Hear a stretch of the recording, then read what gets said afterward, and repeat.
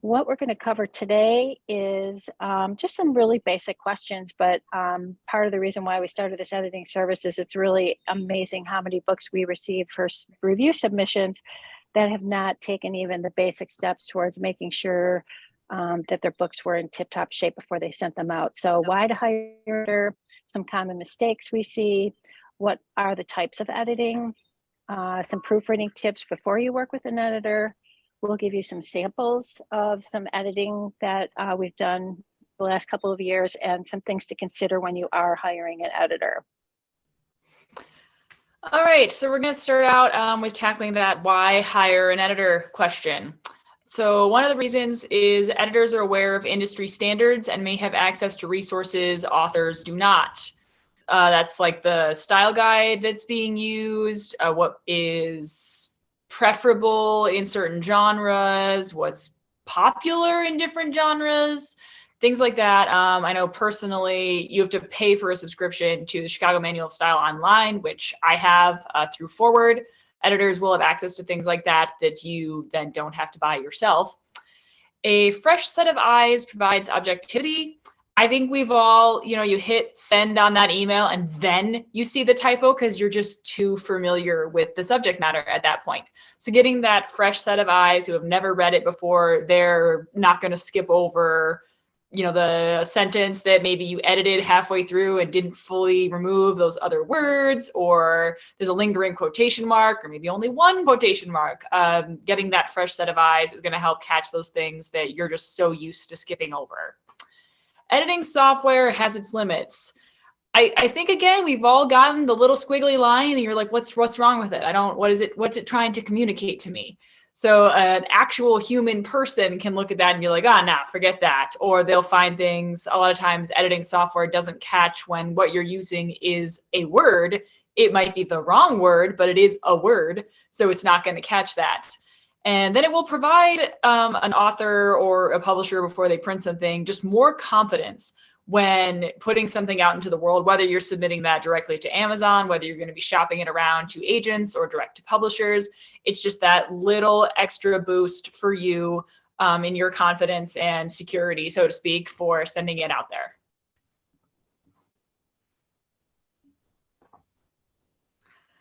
So some common mistakes that we see, inconsistent verb tenses, or as a little further down there, incorrect subject-verb agreements. Those are very, very common, probably the most common that we see. And a lot of that is just maybe picking a tense you're going to start in and then you change it and not noticing, which can happen, especially if you leave something and come back to it. It's super common. Missing additional or repeated words.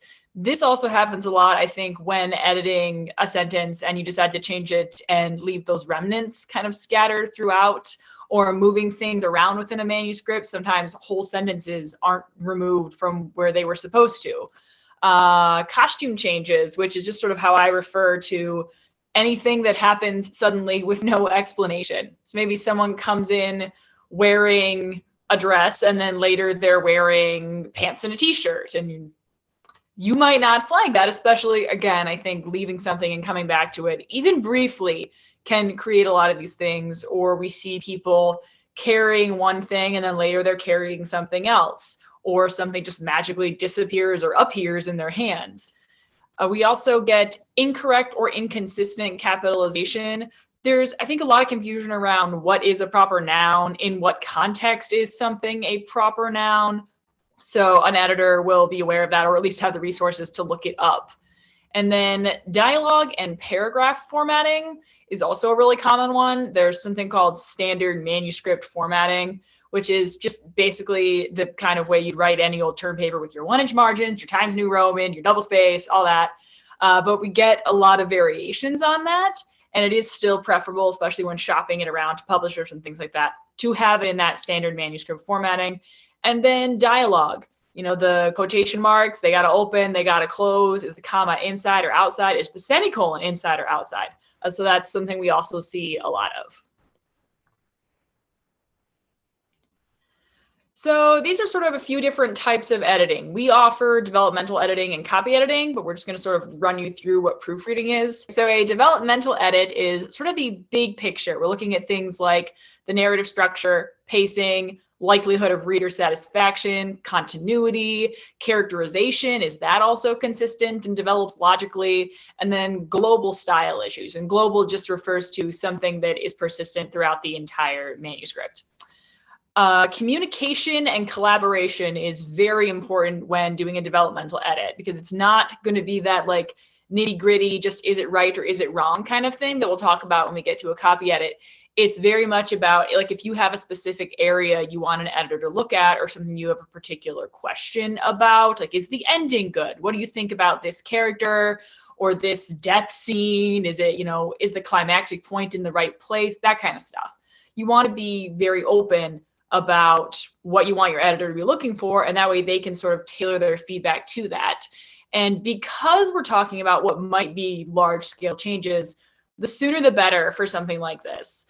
For shorter works, things like children's books and stuff that we've worked on, it's more or less an outline, and we're talking about larger fleshing out sort of things. For larger works, works of fiction or long form nonfiction, you'd want a fairly solid first draft, but it's still important to be open to making those bigger changes at that stage.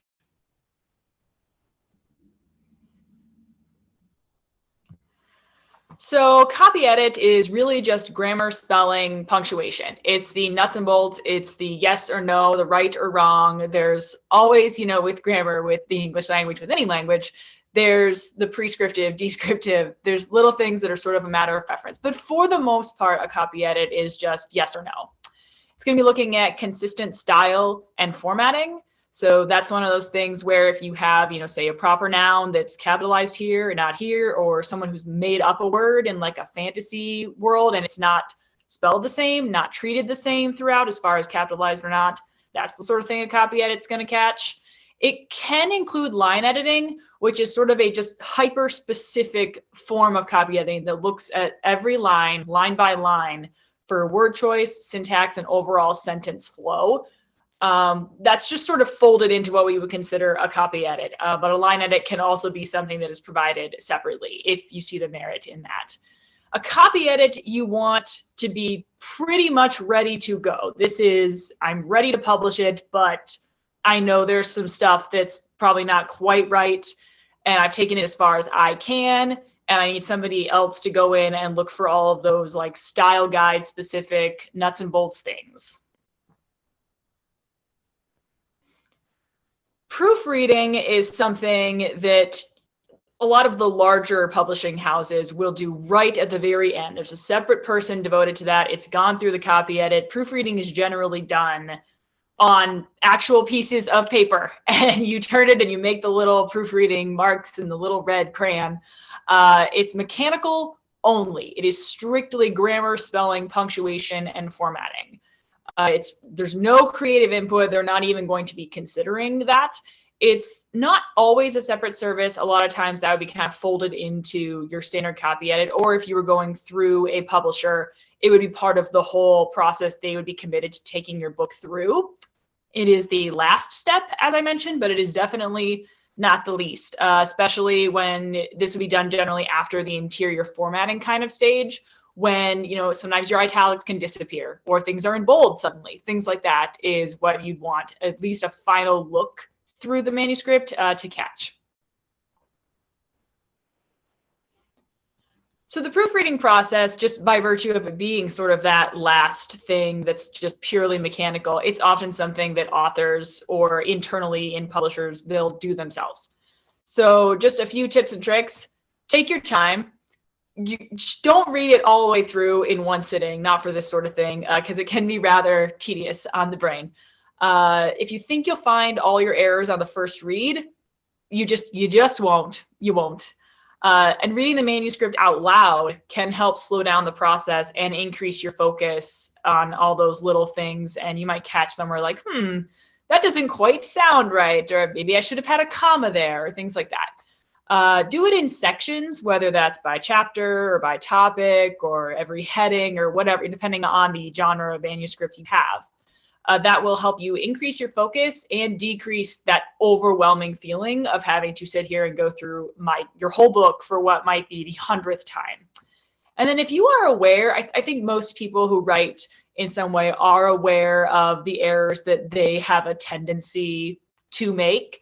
If you are aware of those, you can search them out and see if you've made them. It's also something to keep in mind for current and future writing assignments. So if you know you have some of those things, just take a second look at all of them through the proofreading process.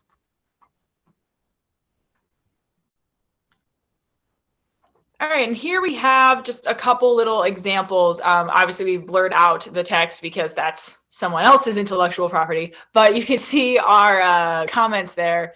These are in line with a copy edit kind of thing. Even the one that mentions that there is a character who is present and suddenly not present, and it seems like they should be aware of the conversation happening around them, that would still, in our opinion at least, fall in line with a copy edit.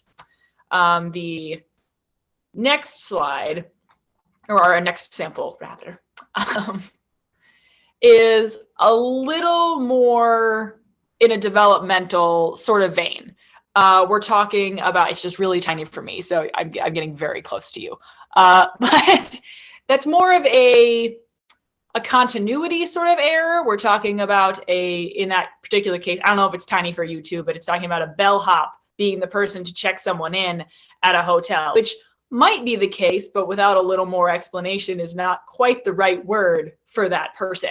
So that's more in line with a developmental edit because it's sort of asking you the question like, hey, did you intend this? So that's just sort of trying to show you what's one versus the other, in our opinion anyway. So things to consider when hiring an editor. Do they have experience? And for that matter, do they have experience in your genre if that is something that is important to you? Sometimes it's more important than others, but it really just comes down to what are you looking for? What do you want your editor to have to bring to your manuscript? You want to know if they're going to use a style guide, and you want to know which one. If we do Chicago because that is the publishing standard for all fiction and literary nonfiction. If you're doing nonfiction that's getting specific, something like a medical text or something, that might use the AMA style guide, which we do not do, but you would want to make sure, depending on what type of manuscript you're trying to submit, are they going to be using the correct style guide for where you want to publish that? What sort of technology does your editor use? Because you want to make sure you know how to use it, or it's going to be compatible with the technology you have. In that same sort of way, how will they deliver feedback? Are they going to be using track changes? Is there going to be a summary? Is there going to be just a synopsis or a summary and no track changes? You want to be aware of what you're going to be getting back, and you want to be sure that you'll be able to understand it and even access it, because a lot of the file types and whatnot, it just doesn't. It's like trying to put an image into Microsoft Word. It gets all over the place. So how will your editor be determining what type of edit is needed? Are they just asking you to send it in and they provide what they provide? Will they look over a sample? You want to have that conversation up front so you don't send something and then they're like, okay, here, I'm done. And you're confused because you thought you were getting something else. And then, of course, you want to talk about cost. And then how is that calculated for that matter? Is it by the word? Is it a flat rate? Is it hourly? You want to have that conversation, again, upfront before sending them anything as far as a specific file is concerned. You're going to have to talk word count and whatnot, but you want to have that conversation upfront when hiring an editor. We started a review editing service, I think I mentioned at the beginning of the hour. In 2019, when we got a lot of, first of all, we were seeing so many submissions from smaller publishers that were not up to the standard that we would give them to review. We would offer a review to them. And we also had a couple of partners like Bowker who were interested in having us give their customers a service that they could trust and depend on. We also saw a lot of books coming from author publishers but Danielle pointed out to me earlier, not very many people might know what that word is. It's the new term. It's the new black for self-publishers, how they like to be called. And we weren't reviewing a lot of these titles due to their common grammatical errors. So when we saw that opportunity, we decided to fill it with first our Danielle coming on board, and we have other editors if she gets too busy. We also have very competitive pricing. And I think you should shop around for edit. I mean, there's a lot of, I know there's some, Kirkus does editing and some other publications do editing for the very same reasons that we are. We're like, look, you have to make sure your books look good before we can keep reviewing them. And so let's help you, let's raise all the boats in the lake by making sure that we give you the tools that you need to succeed. So here's, you can find this on our website, and it's very standard across other people who do editing too. We actually do it by word count. So the prices are listed here for what you can kind of expect, what you would get at the developmental edit and what you would get with a copy edit. Also, we have a, and you can correct me if I'm wrong, Danielle, but I believe that you will, for free, take a look at their first chapter and them a recommendation about the kind of edit that they would need. And she can tell pretty quickly if you need a developmental or just a copy edit. And that is all done via email and, probably the same day or within 48 hours of submitting your chapter. Yeah, no, I would never sort of presume to know without looking at it what kind of edit you need. So yes, we definitely offer, hey, give me your opinion, give me sort of a breakdown of what you think it needs. And then if you choose to go through with that with our service or not, that is entirely up to you.